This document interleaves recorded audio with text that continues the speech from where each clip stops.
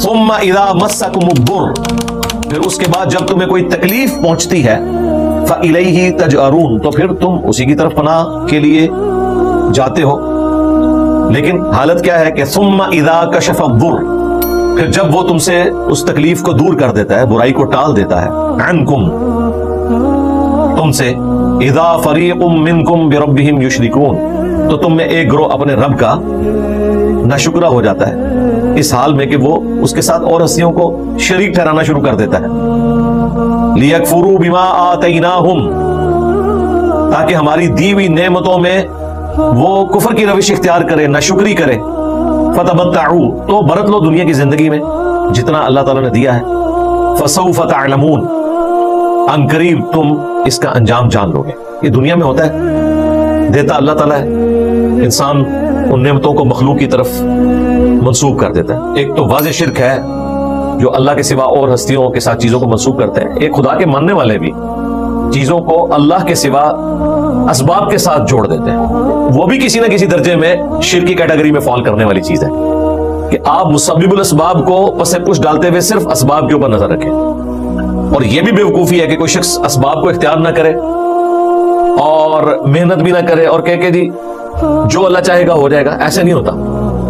اور پریکٹیکلی سب کو پتہ ہے، آج تک کسی کسان نے یہ عقیدہ نہیں اڈاپٹ کیا کہ زمین میں ہل چلانے کی کوئی ضرورت نہیں، زمین میں دانا بونے کی کوئی ضرورت نہیں ہے، آسمان سے بارش آئے گی خود بخود گندم اگے گی. گندم نہیں اگے گی، پھر وہ گھاس ہی اگے گی، وہ بھی نیچرل پروسیس کے تحت. یہ سب کو پتہ ہے. ہاں، محنت کے بعد اللہ تعالیٰ کی رحمت کی برکت سے پھر اللہ تعالیٰ کھیتیاں دیتا ہے انسان کو، فروٹ دیتا ہے، لیکن وہ محنت کے بعد، بغیر محنت کے کچھ نہیں ملنے والا.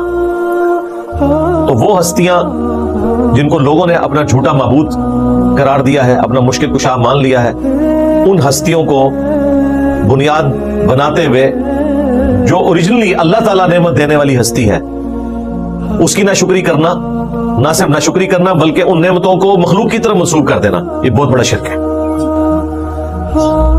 اور یہی وہ شرک ہے جو مشرکین عرب میں تھا. وہ اللہ کو مانتے تھے. قرآن میں آپ جا بجا یہ آیات پڑھیں گے، سورۃ المومنون کے اندر، اسی طریقے سے سورۃ العنکبوت کے اندر، باقی صورتوں کے اندر. کہ نبی سے پوچھو کہ زمین و آسمان کا مالک کون ہے، یہ کہیں گے اللہ. کون ہے جو زندگی دیتا ہے، موت دیتا ہے، یہ کہیں گے اللہ. کون ہے جو عرش عظیم کا مالک ہے، یہ کہیں گے اللہ. کون ہے جو یہ مخلوقات کو پیدا فرمانے والا ہے، یہ کہیں گے اللہ. تو پھر ان سے فرماؤ کہ پھر تم اوندے منہ کہاں گرے جاتے ہو جب تم خود مانتے ہو. تو انہوں نے اللہ کے ساتھ چھوٹے آلہہ بتوں کی شکل میں لات، منات، عزا شریک کیے ہوئے تھے اور کہتے تھے پیچھے اللہ ہی ہے. یہ ہستیاں ایسی ہیں جو ہمیں اللہ کے قریب کر دیں گی. سورہ الزمر میں آیا نا کہ ہم ان کی عبادت صرف اس لیے کرتے ہیں کہ یہ ہمیں اپنے رب کے قریب کر دیں. صحیح مسلم میں ہے کہ وہ تلبیہ بھی جو پڑھتے تھے نا، اس میں الفاظ تھے کہ اے اللہ لبیک اللہم لبیک، اے اللہ ہم حاضر ہیں، حاضر ہیں، تیرا کوئی شریک نہیں ہے سوائے اس کے کہ جس کو تو نے خود ہی شریک بنایا ہوا ہے اور اس کا مالک بھی تو ہی ہے. یعنی وہ منی گاڈ ہے، اوپر بڑا گاڈ تو ہے. تو یعنی شرک کی یہ والی جو نوعیت ہے یہ سب سے خطرناک ہے، کیونکہ اس میں انسان ایسا ڈیسیو ہوتا ہے کہ وہ شرک کرتا رہتا ہے، اسے پتہ بھی نہیں چلتا. کیونکہ کہتا ہے وہ میں اوپر تو بڑے خدا کو مان رہا ہوں. پی کے فلم میں آپ دیکھیں وہ ایک سین اس نے فلمایا ہے کہ مختلف قیمتوں کے بت لگائے ہوئے ہیں. تو کہتا ہے اچھا یہ چھوٹے والا ہے، یہ اس سے بڑے والا ہے، یہ اس سے مہنگے والا ہے. تو یہ کام سارے اس نے کہا بھائی وہ ڈائریکٹ بھی سنتا ہے، یہ تو صرف ایک دکھانے کے لیے سارے کے سارے معاملات چل رہے ہیں. یعنی جہاں بت پرستی ہو بھی رہی ہے نا، وہ بھی اوپر ایک ہی بھگوان کو، ایک ہی گاڈ کو، ایک ہی سپریم بینگ کو، ایک ہی اللہ کو مانتے ہیں، باقی ساتھ ہستیاں شریک کرتی ہیں. سنن نسائی میں وہ تفصیلی حدیث ہے، ابو داؤد کے اندر بھی نبی الاسلام نے 4 لوگوں کے بارے میں فرمایا تھا کہ اگر یہ غلاف کعبہ میں بھی چھپے ہوئے ہونا، ان کو قتل کر دینا ہے، جس بڑے لیول کا ان کا جرم ہے. ان میں سے ایک اکرمہ بن ابی جہل بھی تھے. ظاہر ہے ان کی جو اسلام دشمنی ہے وہ بہت بڑے لیول کی تھی. ان کا باپ ابو جہل وہ تو سرغنہ تھا، اس امت کا فرعون تھا، اور اس کا غصہ آخری وقت تک ٹھنڈا نہیں ہوا کہ میں اپنے باپ کے قتل کا بدلہ لوں گا. حتیٰ کہ اللہ تعالیٰ نے نبی الاسلام کو فتح دے دی. فتح مکہ کے موقع پہ بھی چند لوگ جنہوں نے تھوڑی مزاحمت کرنے کی کوشش کی، ان میں اکرمہ بن ابی جہل بھی تھا۔ اب اس کی قسمت اچھی تھی کہ سامنے خالد ابن ولید آ گئے، جن کے ساتھ پہلے ان کی ایک دوستی تھی۔ انہوں نے کہا اکرمہ کیوں مرتا ہے میرے ہاتھوں سے، تیرے سامنے حق کھل چکا ہے۔ تو وہ خیر میدان جنگ چھوڑ کے، مکے کی سرزمین چھوڑ کے وہاں سے چلا گیا۔ سنن نسائی میں بڑی تفصیل کے ساتھ حدیث ہے۔ کشتی میں سوار ہوا، اللہ کا کرنا ہوا وہ سمندر کے طوفان میں کشتی پھنس گئی۔ اب وہ جتنے بت پرست تھے اس کشتی کے اندر سوار، وہ اکیلے اللہ کو پکار رہے ہیں۔ تو اکرمہ نے کہا کہ یہاں لات منات عزا کو کیوں نہیں پکار رہے ہو؟ تو انہوں نے کہا ادھر وہ کام نہیں آتا ہے، ادھر بڑا خدا ہی کام آتا ہے، اللہ۔ یہ بات پھر حضرت اکرمہ کو کلک کر گئی۔ انہوں نے کہا یا اللہ آج تو نے مجھے اگر نجات دے دی تو میں جا کے تیرے نبی کے ہاتھوں میں ہاتھ دے دوں گا اور اسلام قبول کر لوں گا۔ بس قسمت تھی جی، کشتی بھنور سے نکل آئی، واپس آ گئے، چھپتے چھپاتے نبی الاسلام کی خدمت میں حاضر ہوئے، کلمہ پڑھا، نبی الاسلام نے قبول کر لیا اسلام۔ آج ہم انہیں کہتے ہیں سیدنا اکرمہ بن ابی جہل، باپ امت کا فرعون اور بیٹا اکرمہ۔ اور پھر انہوں نے زندگی بڑی تھوڑی پائی ہے، یعنی یہ فتح مکہ کے بعد کی بات ہے، یعنی آلموسٹ آپ سمجھ لیں 8 ہجری میں فتح مکہ ہوا ہے۔ اس کے بعد کی بات ہے یہ کہ انہوں نے اسلام قبول کیا اور جنگ یرموک میں 13 ہجری کے اندر شہید بھی ہو گئے، یعنی صرف 4 سال اسلام کی حالت میں گزارے ہیں، شہادت بھی پا لی اور سارے پرانے گناہ بھی معاف کروا لیے، اور آج بڑے سے بڑا انسان بھی ان کے مرتبے کو نہیں پہنچ سکتا، صحابیت کا درجہ بھی حاصل کر لیا۔ تو یہ اللہ تعالیٰ نے ان پر کرم فرمایا۔ تو انہیں بھی بات یہی کلک کر گئی کہ یہ سمندری بھنور میں پھنس کر اور ہستیوں کو پکارنے کی بجائے صرف اللہ کو پکار رہے ہیں، تو زمین پہ بھی اللہ ہی کو پکارنا چاہیے۔ تو اللہ تعالیٰ فرما رہا ہے کہ اگر ہم دنیا میں کسی کی پکڑ نہیں کر رہے کہ وہ ہماری دی ہوئی نعمتوں کو دوسری ہستیوں کی طرف منسوب کر رہا ہے، تو عنقریب اس کا انجام وہ جان لیں گے۔ یہاں پہ بھی آپ دیکھ لیں ہمارے سب کانٹیننٹ کے معاشرے کے اندر کیا کیا غلط عقیدے انہوں نے وابستہ کیے ہیں۔ کہتے ہیں جی اگر آپ نے مہینے کی 11 تاریخ کو اپنی بھینسوں کا دودھ داتا دربار پہ نہیں چڑھایا تو بھینسیں دودھ نہیں دیں گی۔ تو بھائی یہ جو آسٹریلین گائے ہے وہ تو اتنا دودھ دیتی ہے کہ اجمیر شریف کی گائے اور بغداد شریف کی گائے تو سوچ بھی نہیں سکتی اتنا دودھ دینے کی، تو اس کو وہ کس مزار کے اوپر لے کے جاتے ہیں؟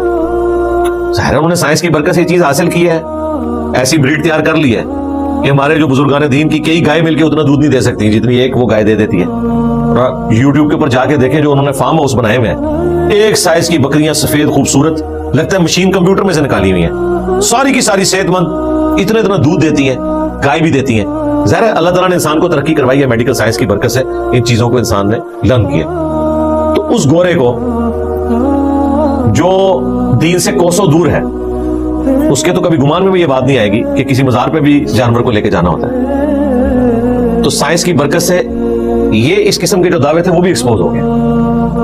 اللہ تعالیٰ نے انسان کو سکھایا ہے، انسان نے ان چیزوں کو ماسٹر کیا ہے، اور وہ خاصیتیں جو اللہ تعالیٰ نے رکھی ہوئی تھی انہیں یوز کر کے مزید بہتری حاصل کی ہے۔ ہمارے آباء و اجداد ایک کنال زمین سے جتنی گندم حاصل کرتے تھے، آج سائنس کی برکت سے آپ اس سے 10 گنا زیادہ گندم حاصل کر رہے ہیں۔ تو یہ وقت کے ساتھ ساتھ انسان کو اللہ تعالیٰ نے ترقی کروا دی ہے۔ تو اللہ تعالیٰ ہمارے جو اور ہستیوں کی طرف چیزوں کو منسوب کر رہے ہیں نا، یہ قریب اس کا انجام جان جائیں گے۔ وَيَجْعَلُونَ لِمَا لَا يَعْلَمُونَ نَصِيبًا مِّمَّا رَزَقْنَاهُمْ، اور انجانی چیزوں کے لیے ہماری دی ہوئی روزی میں سے حصہ مقرر کرتے ہیں۔ یہ سورۃ الانعام میں گزر چکا ہے کہ وہ جانوروں کو بھی بتوں کے نام پہ چھوڑ دیتے تھے اور خود ساختہ شریعت بنائی ہوئی تھی۔ بتوں کے بارے میں تو یہ عقیدہ تھا کہ جو چیز بتوں کے نام پہ چھوڑی ہے اس کا حصہ اللہ کو نہیں جاتا، لیکن جو اللہ کے نام کی چھوڑی ہوئی ہے اس کا حصہ بتوں کو جاتا ہے۔ بالکل الٹا گیئر چلا ہوا تھا۔ اللہ تعالیٰ کہہ رہا ہے کہ اللہ کی قسم، لَتُسْأَلُنَّ عَمَّا كُنْتُمْ تَفْتَرُونَ، ضرور تم سے اس جھوٹ کے بارے میں، یہ غلط عقیدے جو تم نے منسوب کیے ہیں، خود ساختہ شریعت، اس کے بارے میں پوچھا جائے گا قیامت کے دن۔ وَيَجْعَلُونَ لِلَّهِ الْبَنَاتِ، اور انہوں نے اللہ کے لیے بیٹیاں ٹھہرا لی ہیں۔ وہ لات اور عزا، اب یہ بتوں کے اکثر نام جو ہے وہ مونس والے تھے، تو وہ یہ کہتے تھے یہ فرشتے اللہ کی بیٹیاں ہیں، اور انہی کے بت بھی بنائے ہوئے تھے، جبکہ فرشتوں کا تو کوئی جینڈر نہیں ہے۔ مرد و عورت کی تفریق تو جنات میں ہے، انسانوں میں ہے، جانوروں میں ہے، نباتات کے اندر ہے. فرشتوں کا تو کوئی جینڈر نہیں ہے, نہ وہ مرد ہے نہ عورتیں, وہ جینڈر سے پاک ہے, وہ ایک الگ مخلوق ہے اللہ کی نورانی. تو یہ اللہ کی بیٹیاں ٹھہراتے ہیں سبحانہ, وہ تو پاک ہے. وَلَهُمْ مَا يَشْتَهُونَ, اور اپنے لیے جو اپنا جی چاہتا ہے وہ ٹھہرا لیتے ہیں, اور وہ پھر آگے تفصیل بھی آ گئی ہے. وَإِذَا بُشِّرَ أَحَدُهُمْ بِالْأُنْثَى, یعنی ظاہر اپنے لیے وہ بیٹوں کو پسند کرتے تھے نا, تو اللہ تعالیٰ فرما رہا ہے کہ جب انہیں خوشخبری دی جاتی ہے ان میں سے کسی ایک کو کہ ان کے گھر لڑکی ہوئی ہے, وَاللَّهُ وَجْهُهُ مُسْوَدًّا, تو اس کا چہرہ جو ہے سیاہ ہو جاتا ہے غم کے مارے, غصے سے.